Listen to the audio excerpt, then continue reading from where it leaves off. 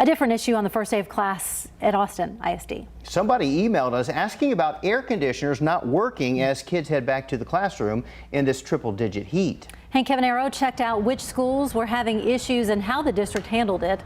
He joins us now in live Northeast Austin. Hank?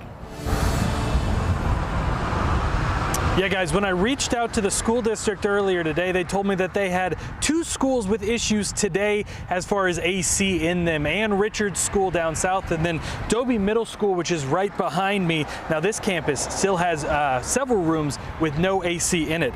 But instead of having kids inside of those rooms, the principal moved them into substitute classrooms just to make sure that nobody was in the heat. The district also put in these spot coolers you see to help with those heat. But the rooms were still relatively warm, which is why the principal decided to move those kids out. Now, the superintendent for the district says that these things can sometimes happen on the first day of classes. During summertime, that is our high time for construction and maintenance work, so that every day we're checking to make sure that our projects are being completed on time. And so what we do is just sort of keep a check, making sure AC is on, that it's cooling, it's comfortable.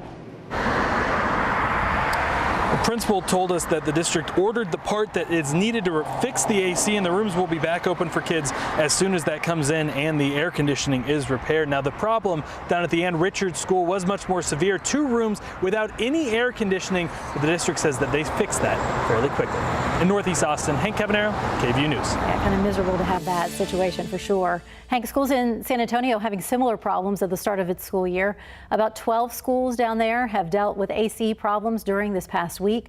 Right now, they're using fans and portable AC units as well to help keep those classrooms cool.